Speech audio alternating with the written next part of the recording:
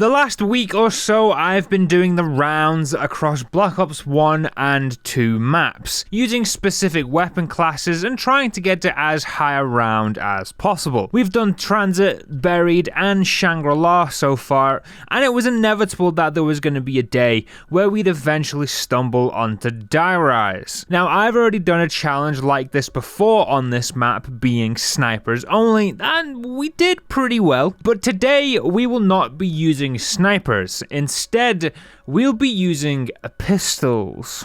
The Black Ops 2 pistol selection is actually pretty good, although funnily enough, it has probably the worst starting pistol out of all the Treyarch zombie games, which might be an unpopular opinion, but it's straight ass. Even when pack-a-punched and it becomes the Mustang and Sally, it's not good. It's just not, okay? It's not the only bad pistol on this game, as there is also the B23R, which I personally don't think is that bad, but it's not great either. The main one we don't want, however, is the Cap 40. Like, actually the worst thing to ever exist. Just no. This leaves us with some pretty desirable guns though. The Python, the 5.7, the single-wheeled version though, the dualies are not great. By far the most consistently inconsistent guns in the game. And we also have the daddy of all pistols, the Executioner. So, round one, we have our 1911, and first things first is points. The only pistol wall buy on Die Rise is the B23R, so that is priority number one. Although it is literally on the opposite. No, it isn't. I've just realized whilst recording this, it's literally beneath us when you spawn. And oh god, I'm dumb. So, what I was gonna say here is the B23R is literally on the other side of the map, but it's not. As I'm recording this, I've just realized it literally spawns beneath the spawn room. So, what I did was, on round 3, I get a whole bunch of points from a few nice drops, including max ammo, insta-kill, and double points. I then, from there on, go and turn on the power, which means we have Pack-a-Punch available and Jug available, which are actually also in the power room, which is very nice. I then have to wait like 5 minutes for a lift to become available, take the lift back up to the roof, and then hop across to buy the B23R, when I literally could have just opened the door, dropped down, and bought the gun. And I am just now realizing whilst editing this, that is literally what I could have done. I am so incredibly dumb. However, even though my stupidity always avails, we've got a video to get on with. Oh my god, that's gonna haunt me forever. Jesus Christ. Okay. But when we make it to the spawn room, I had a nice chunk of cheddar in my pocket, so I picked up Jug as well. Once we finally bought the B23R, I also picked myself up Quick Revive because I'd also forgot to buy that. Now, there is something I do need to tell you guys. I may or may not be doing a teeny tiny bit of cheating with this run. And by that, I mean I wanted Galvanucles. Before you all start crying at me, it is with good reason. There are free perks available on this map. There may only be 2 free perks available, but it's free perks nonetheless, and I wanted them. Well, at least I wanted one of them being Mule Kick. Like, who in their right mind willingly wants who's who? Just no. Beginning of round 6, the jumping jacks were in town, and I decided that now was the perfect time to go on the hunt for my Galvanucles.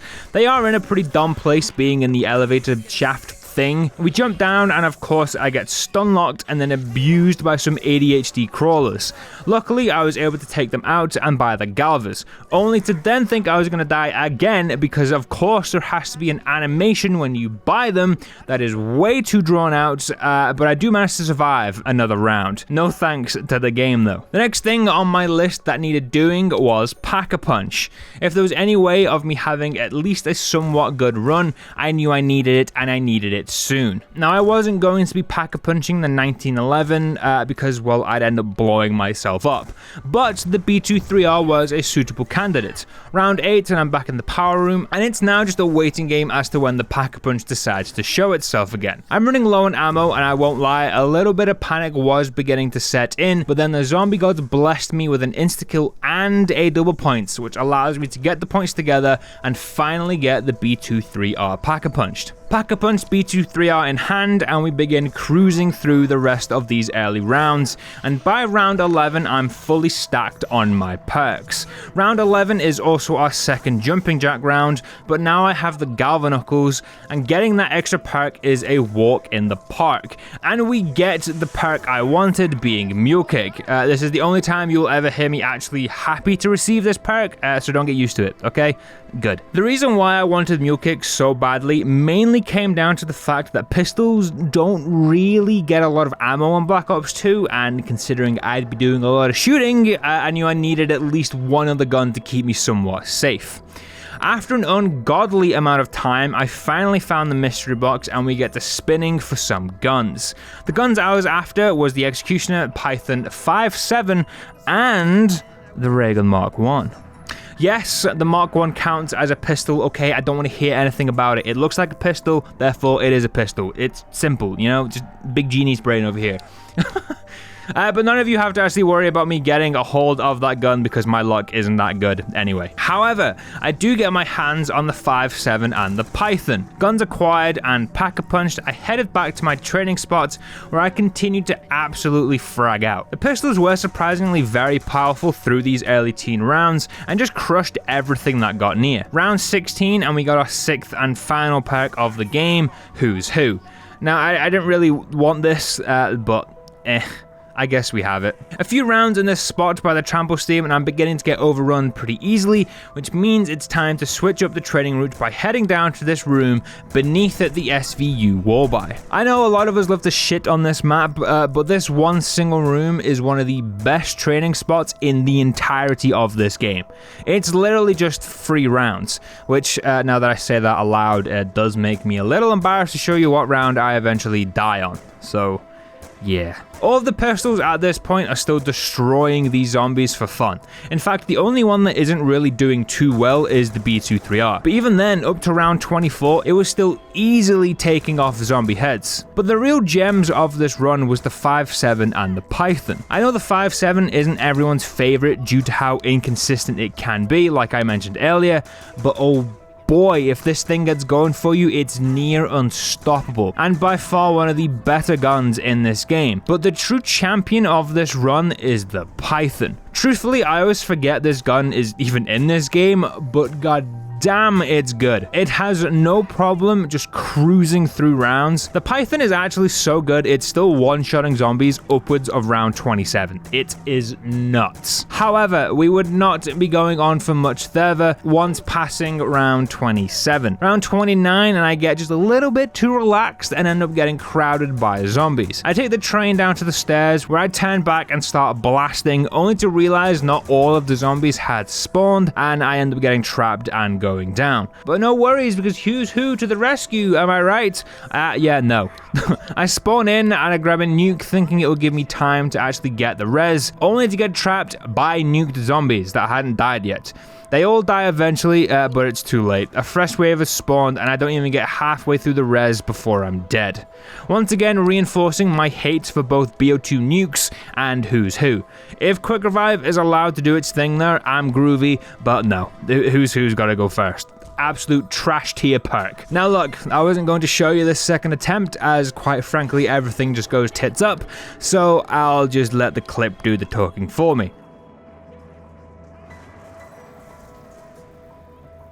Yeah, moving on. The next attempt starts on round 10, because I forgot to hit record like a true professional. This run was going very well. Both the B23R and the Executioner had been acquired, as well as 3 perks. Round 10, I also pick up the Galvanuckles. Beginning of round 12, and the Executioner is Pack-a-Punched, giving me the Voice of Justice. Another banger of a name. Round 12 also saw Jumping Jacks, and I managed to get Speed Caller as my free perk. Round 13, the Python was acquired from the box and later upgraded, and now I was in a very, very good position. Round 17, and I'm back in my training spot, and I've got to say, this pairing of guns is unfair. Having 2 one-shot monsters just obliterating everything that moves is both incredibly fun and satisfying. I mean, we already know how good the Python is, but the Executioner is also just a bully. It's been quite a while since I've actually used this gun, but it's just as good as I remember. However, as all good things, they must come to an end sooner or later, and unfortunately for us, it was much sooner than I'd been expecting. Round 26, and I'm trading together a wave of zombies. I see a gap that I think I can fit through, only to realize my fat ass can't, but at that point it's way too late and I'm taking a dirt nap. But no worries, because who's who to the rescue again? Yeah, no. I died before even getting a chance to revive myself. Now I won't lie, I ran it back a few more times after this and every run was just as bad as the other. Dying on low rounds and just in stupid ways, and after about the 8th attempt I called it because my window was looking like a really good resting place for my head. Round 29 on our very first run is the winner. What's that about peaking too early and all that? Thank you very much for watching, and as always, I'll see you guys in the next one.